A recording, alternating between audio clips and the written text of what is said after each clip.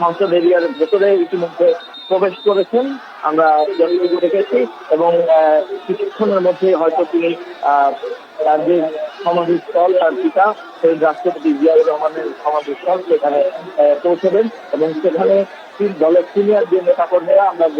দেখেছি যে তারা এখানে অবস্থান করছেন। সিনিয়র নেতাকর্মীরা নিশ্চয়ই তাকে সেখানে বরণ করে নেবেন এবং তারপর তিনি তার পিতার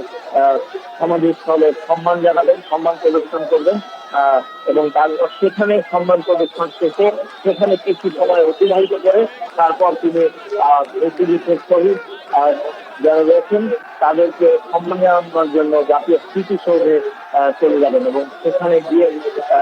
স্মৃতিসৌধে শহীদদের প্রতি সম্মান প্রদর্শন শেষে বা সম্মান জানিয়ে তিনি পুনরায় তার বাসায় ফিরে যাওয়ার কথা রয়েছে। অর্থাৎ বিছানো তার যে বাসভবন রয়েছে সেই বাসভবন তার ফিরে যাওয়ার কথা রয়েছে। এবং আমরা দেখতে পাচ্ছি এখনো অসংখ্য মানুষ, অসংখ্য জনগণ রাস্তার দুপাশে আসলে ভিড় করে আছেন তাকে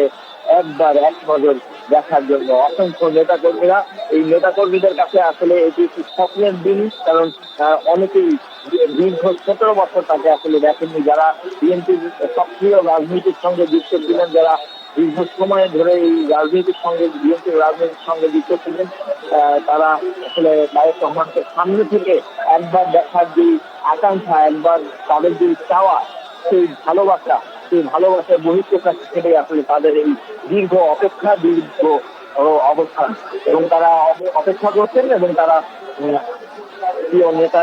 নেতাকে দেখে এখান থেকে আসলে যেতে চাচ্ছে। ম্যাক্স, দেশের সবচেয়ে শক্তিশালী 52.5 এন গ্রেডের পিসিসি সিমেন্ট। এবং আমরা দেখতে পাচ্ছি যে সেনাবাহিনীর সদস্যরা, সিএসএফ অর্থাৎ চেয়ারপারসন সিকিউরিটি ফোর্সের সদস্যরা এবং চেয়ারপারসন সিকিউরিটি ফোর্সের মধ্যে আবার বিশেষ একটি বাহিনী রয়েছে তার নিরাপত্তার দায়িত্বে নিয়োজিত। তারাও কিন্তু আসলে এই তাকে পুরোপুরি নিরাপত্তা দিচ্ছেন এবং পুরো বাসটি কর্ডন করে তারা তাকে নিরাপত্তা দিচ্ছেন, এবং অসংখ্য পুলিশ সদস্য মোতায়েন করা হয়েছে। তার যে গুলশান থেকে তার এই যে পুরো পথের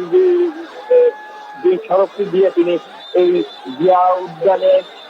জিয়ার যে সমাধিস্থল রয়েছে সেখানে যে আসছেন, এই পুরো জায়গাটি জুড়ে কিন্তু আসলে আইন শৃঙ্খলা বাহিনীর সদস্যের কড়া নজরদারি ছিল, কড়া নিরাপত্তা বলয়ের মধ্যে দিয়ে তিনি এখানে যাওয়ার চেষ্টা করছেন, এবং তাকে বহনকারী যে ইলেকট্রিক বাসটি রয়েছে সেই বাসটি ধীরে ধীরে আসলে এগিয়ে চলছে, এবং তার যে গাড়ির বহরটি রয়েছে এই গাড়ির বহরে অসংখ্য গাড়ির পাশাপাশি কিন্তু একটি অ্যাম্বুলেন্সেরও ব্যবস্থা রাখা হয়েছে, যেন যে কোনো ধরনের অপ্রীতিকর ঘটনা যদি কোনোভাবে ঘটে যায় সেজন্য যেন তাৎক্ষণিক সেজন্য সব ধরনের ব্যবস্থা দেওয়া যায় সেই ব্যবস্থাও রাখা হয়েছে। এবং আমরা দেখতে পাচ্ছি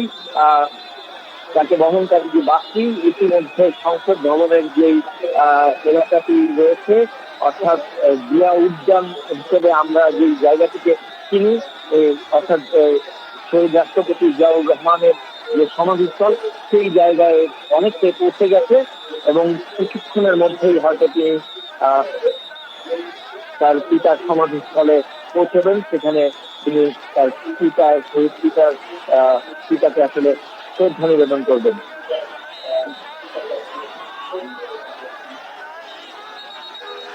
এবং আমি যদি আপনাদেরকে আগামীকালকে অর্থাৎ তারেক রহমানের আগামীকালের যে কর্মসূচি রয়েছে সেই কর্মসূচি সম্পর্কে একটু জানাই,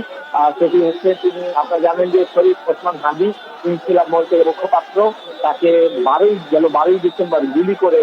দুর্বৃত্তরা হত্যা করে। এই ঘটনায় ছাত্রলীগ নেতা ফয়সাল করিম মাসুদ এবং দিল্লির নেতা আলমগীর হোসেন তাদের নামও পৌঁছেছে, যারা ইতিমধ্যে ভারতে পালিয়ে গেছেন, এবং ইতিমধ্যে তাদের সঙ্গে যারা যুক্ত ছিলেন, যারা এই হত্যাকাণ্ডের সঙ্গে নানাভাবে জড়িত ছিলেন, যারা এই হত্যাকাণ্ডে বিভিন্ন সময় তাকে সাহায্য করেছিলেন এই খুনিকে, তাদের যারা রয়েছেন তাদেরকে ইতিমধ্যে গ্রেফতার করা হয়েছে। এবং সেই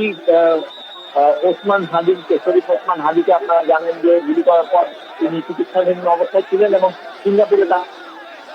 পরবর্তীতে তিনি শহীদ হন, এবং তাকে বাংলাদেশে নিয়ে এসে পরবর্তীতে ঢাকা বিশ্ববিদ্যালয়ের যে